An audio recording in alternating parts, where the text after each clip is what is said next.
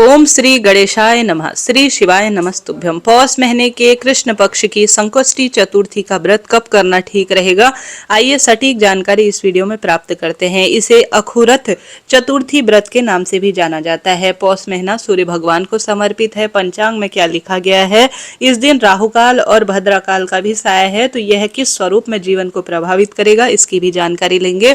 जैसा कि आप जानते होंगे, चतुर्थी व्रत श्री गणेश जी महाराज को समर्पित है। इस बार चतुर्थी व्रत के दिन दुर्लभ श्रेष्ठ संयोग हो रहे हैं, क्योंकि इस दिन पंचांग में मैं पढ़ रही हूँ पुनर्वसु नक्षत्र है, सर्वार्थ सिद्ध योग का निर्माण हो रहा है और भद्रा का भी साया है। ऐसे में अगर आप चतुर्थी व्रत करते हैं तो अति उत्तम है। व्रत नहीं भी कर पाते हैं तो कुछ श्रेष्ठ कार्य जरूर करने चाहिए, भले ही माता पिता करें या स्वयं बच्चे करें, ताकि गणेश जी महाराज की कृपा से रिद्धि सिद्धि घर में आए, सुख सौभाग्य हो, पुत्र विवाह, नौकरी, कर्ज की परेशानी दूर हो और सदा सर्वदा जीवन में बौद्धिक विकास हो।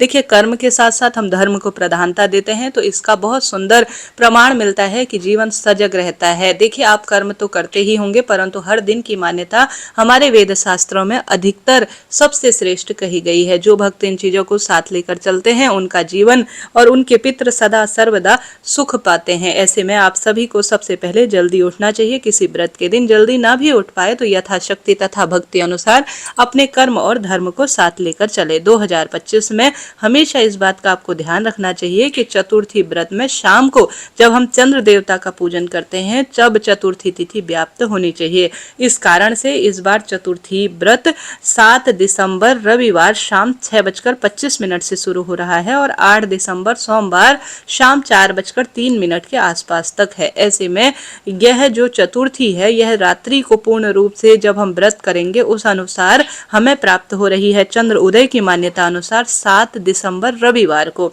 तो इसी दिन हमें व्रत करना चाहिए।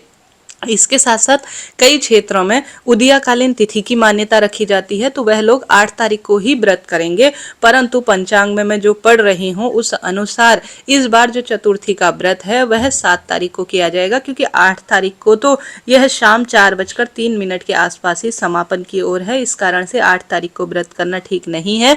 वहीं 7 तारीख को व्रत करना चतुर्थी का ज्यादा शुभ और श्रेष्ठ रहेगा।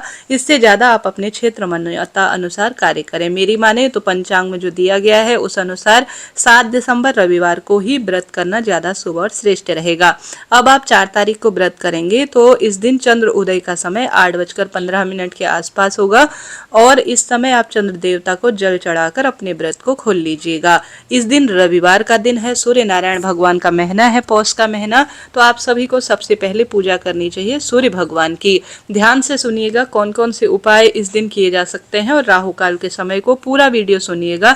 आप सभी को 7 तारीख को एक जल का लोटा लेना है। सभी को यह कार्य करना है, बच्चे, बड़े, बूढ़े, विजन, क्योंकि पिता के कारक सूर्य ग्रह माने जाते हैं, प्रत्यक्ष देवता पंचदेवी देवताओं में वह हैं। ऐसे में उनकी आराधना का यह दिन है। अच्छी नौकरी, विवाह, रोग, कर्ज के लिए जल के लोटे में ओम घृणी सूर्याय नमः, सूर्य देवता की जय कहते हुए जल के लोटे में लाल फूल, लाल चंदन, अक्षत के कुछ दाने डालकर तांबे के लोटे में लाल वस्त्र धारण कर आपको पूर्व या उत्तर दिशा की ओर मुख करते हुए जल चढ़ाना चाहिए। भले ही सूर्य देवता दिखाई ना दे, परंतु नियम बांध दीजिए कि जल आप इस महीने रोज चढ़ाएंगे।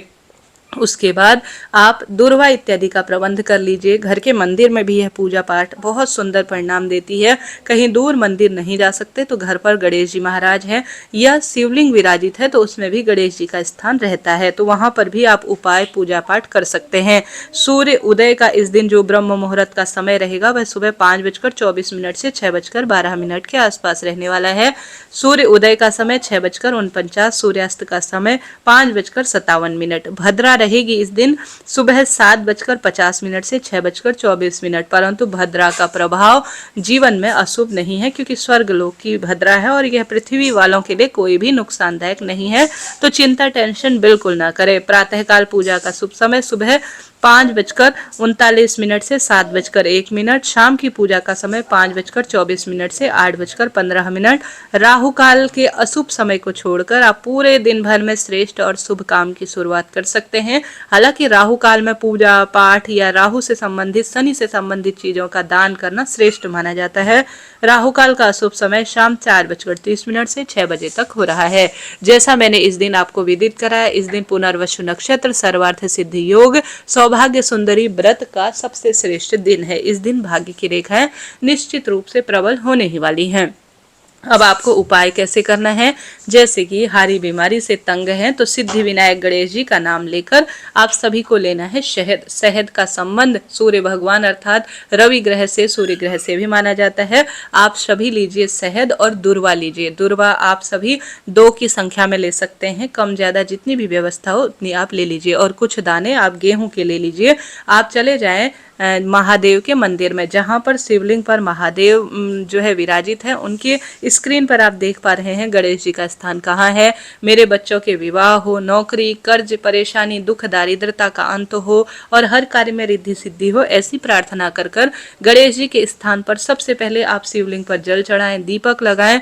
नाम आपको लेना है सिद्धि विनायक गणेश जी की जय, ऐसा मन में प्रार्थना करते हुए जो गणेश जी का स्थान है सबसे पहले वहां पर आपको शहद का लेपन करना है और उसी स्थान पर गेहूं चढ़ाने हैं और उसी स्थान पर आपको दूर्वा चढ़ानी है। साथ ही यही कार्य आपको शिवलिंग पर करना है। शिवलिंग पर शहद समर्पित करना है, उसी के ऊपर गेहूं समर्पित करने हैं। सिद्धि विनायक गणेश जी की जय, महादेव की जय कहते हुए दूर्वा घास भी आपको समर्पित कर देनी है। इस तरह से इन 2 स्थानों पर जो भी चतुर्थी व्रत के दिन सिद्धि विनायक गणेश जी का नाम लेकर श्रेष्ठ और शुभ काम करता है, उसका जीवन सदा सर्वदा खुशियों से बना रहता है। यह कार्य करें। इसके साथ साथ आप सभी इस दिन गणेश जी की विशेष पूजा आराधना करें। गणेश जी को दूर्वा घास 5 की संख्या में आप गणेश जी को दूर्वा चढ़ा सकते हैं।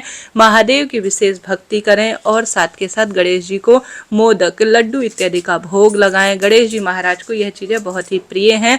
और साथ के साथ आप गणेश जी के नाम मंत्र का स्मरण कर सकते हैं, गणेश स्रोत का पाठ कर सकते हैं, लाभ देता है। और साथ के साथ आप गणेश जी के प्रिय वाहन मूसक इत्यादि कहीं पर हैं तो उनके लिए आप दाना पानी की व्यवस्था भी करवा सकते हैं। यह भी लाभ देने वाला कार्य माना जाता है, तो यह कार्य आप जरूर करें। इसके साथ साथ गुरुजी चतुर्थी व्रत के दिन एक कार्य बताते हैं, वह बताते हैं 9 शमी के पत्ते का। आप महादेव के मंदिर जाएं, 9 शमी के पत्तों में से 5 शमी के पत्ते आप गणेश जी के स्थान पर समर्पित कर दीजिए। बचे हुए 3 शमी के पत्ते शिवलिंग पर चढ़ा दीजिए। इस कार्य को करते हुए आपको विशेष नाम लेना है मयूर ध्वज गणेश जी की जय। 9 शमी के पत्ते 5 गणेश जी के स्थान पर, 3 आपको शिवलिंग पर चढ़ानी है, 1 शिव मंदिर की चौखट पर चढ़ानी है। और आपको शिव मंदिर की चौखट पर दीपदान करना है और शिवलिंग के आसपास दीपदान करना है। मयूर ध्वज गणेश जी की जय कहते हुए जो भी चतुर्थी व्रत के दिन 9 शमी के पत्ते शिवलिंग के आसपास चढ़ाता है, उसका जीवन सदा सर्वदा खुशियों से बना रहता है। तो यह कार्य आप जरूर कीजिएगा। चतुर्थी व्रत के दिन चाय, पानी, फलाहार इत्यादि लिया जा सकता है, कोई दिक्कत की बात नहीं। शाम को चंद्र देवता जब दिखाई दे, जल समर्पित कर और व्रत कथा को सुनकर, व्रत कथा मैं अपने दूसरे चैनल पर वीडियो अपलोड करती हूँ, इसकी कम्युनिटी में भी उसे शेयर करती हूँ, आप उस वीडियो को जरूर देखिएगा। शाम को आप सभी मीठा खाकर या सामान्य सेंधा नमक युक्त भोजन कर अपने व्रत को खोल लीजिएगा। राधे राधे जी, हर हर